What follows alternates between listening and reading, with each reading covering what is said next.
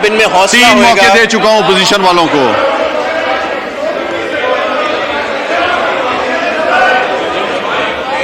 جناب اسپیکر، امید ہے کہ 3 گھنٹے قائد حزب اختلاف نے تقریر کی اور 1.5 گھنٹہ بلاول زرداری صاحب نے تقریر کی، تو اب چند منٹ میری بھی کچھ گزارشات جو ہیں وہ سننے کا حوصلہ، صبر اور پیشنس رکھیں گے.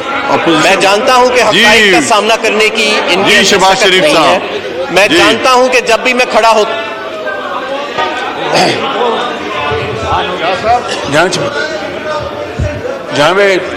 جناب چیئرمین، میں پوائنٹ آف آرڈر پہ بات کر رہا ہوں. آپ کو مجھے موقع دینا چاہیے.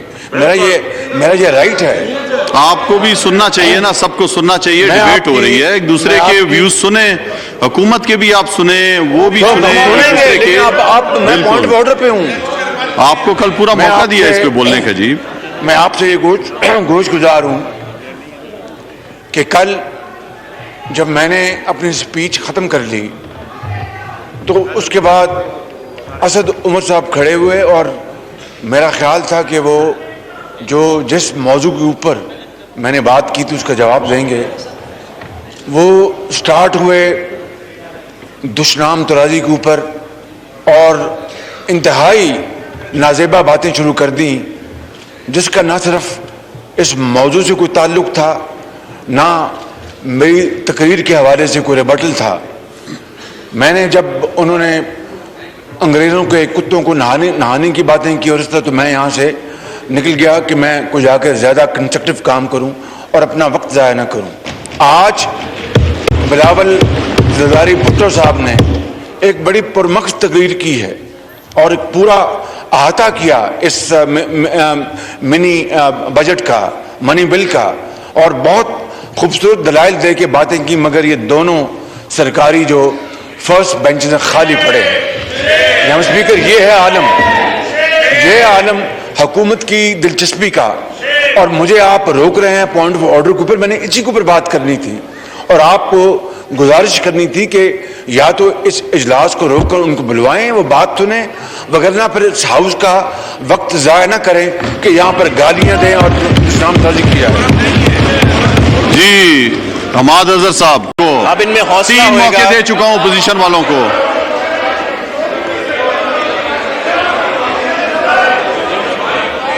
جناب اسپیکر، امید ہے کہ 3 گھنٹے قائد حزب اختلاف نے تقریر کی اور 1.5 گھنٹہ بلاول زرداری صاحب نے تقریر کی، تو اب چند منٹ میری بھی کچھ گزارشات جو ہیں وہ سننے کا حوصلہ، صبر اور پیشنس رکھیں گے.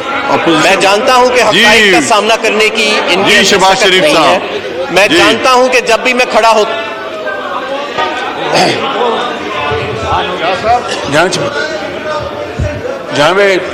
جناب چیئرمین، میں پوائنٹ آف آرڈر پہ بات کر رہا ہوں. آپ کو مجھے موقع دینا چاہیے.